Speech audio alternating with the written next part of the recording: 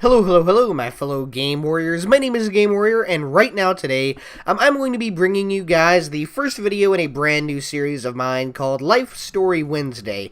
This series is going to be a series in which I will be able to talk to you guys about things that have happened in my life in the past, whether that be from my early childhood, high school years, family life, vacations, friends, and so much more. It will give me a chance to really talk about my past. That way you guys can get to know who I am and basically why I am here today.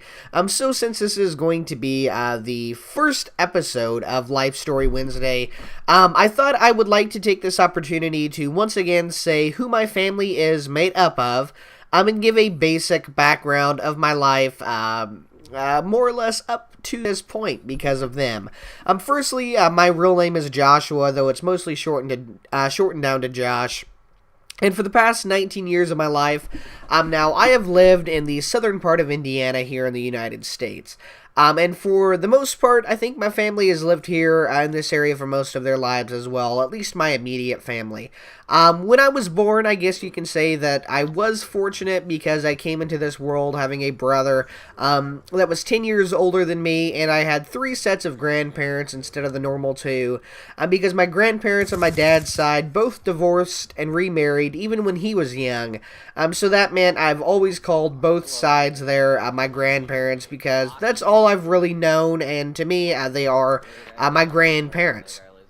My brother, Brandon, was born 10 years before me when my mom was with another man before meeting or marrying my dad. And so even though this technically means that we are half-brothers, I do not view it as such, neither does my dad, and I really won't even come to say that unless I'm explaining who he is or, filling it out on a form. He is and always will be my brother, and I don't plan to say a half before he is my brother very often.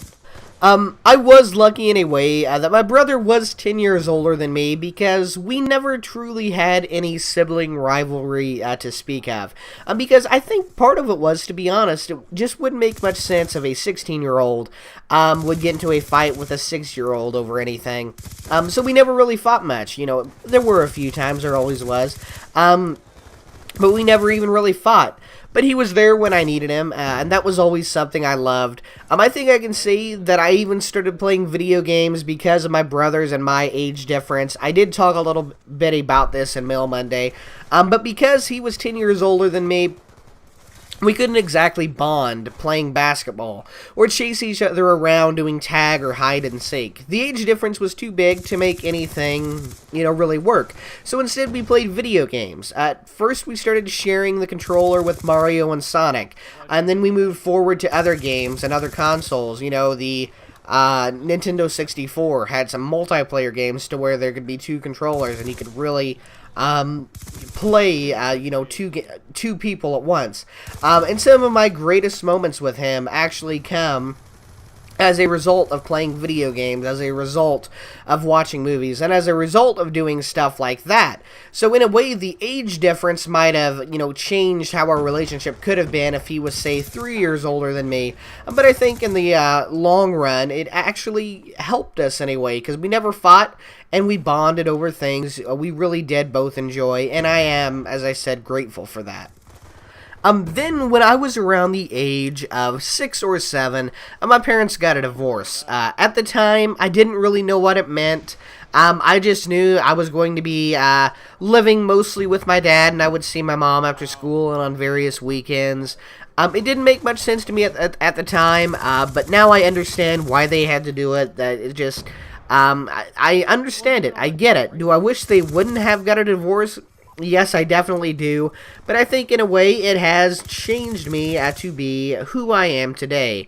But, where most couples that have a divorce will never see or speak to each other again, except when they're dropping me off at the other's house, my parents still talk, even to this day, even, 10 years later, 11 years later.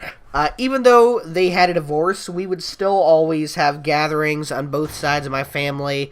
On my and my brother's birthday, my dad and I would go over to my grandma's on my mom's side, and my mom, and my brother and us would cook out on the grill. Every Christmas or Christmas Eve, since they divorced, my mom's mom, my brother, dad, and I have always had Christmas over at our house.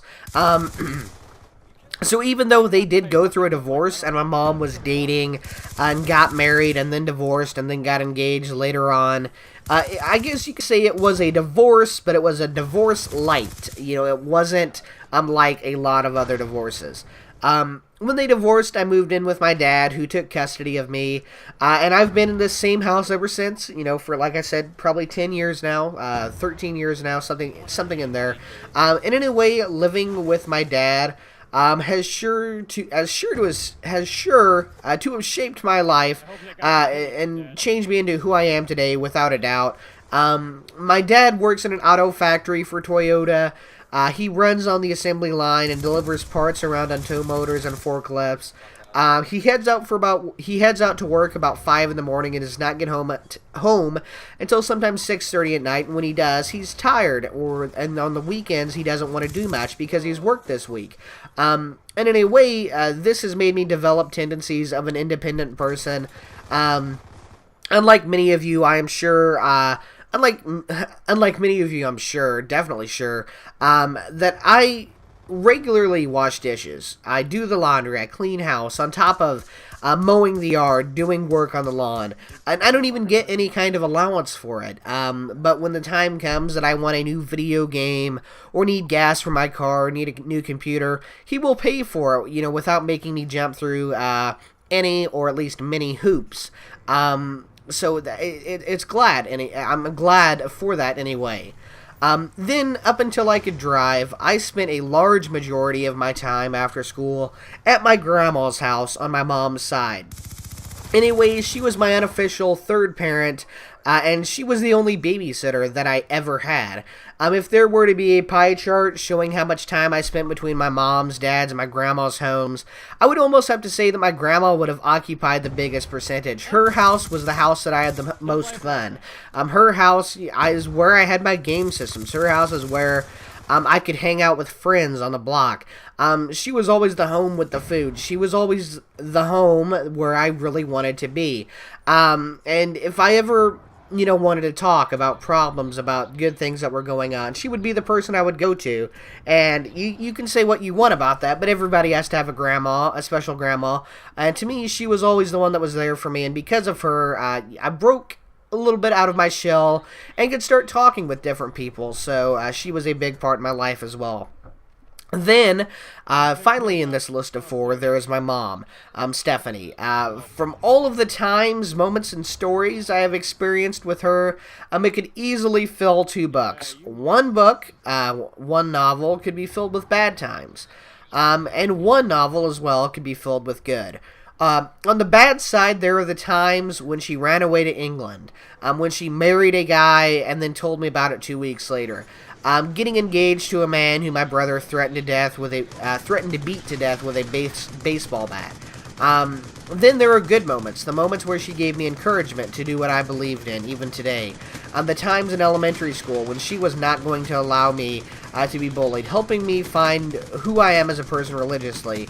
And I am sure I will make quite a few of these life story videos about my mom.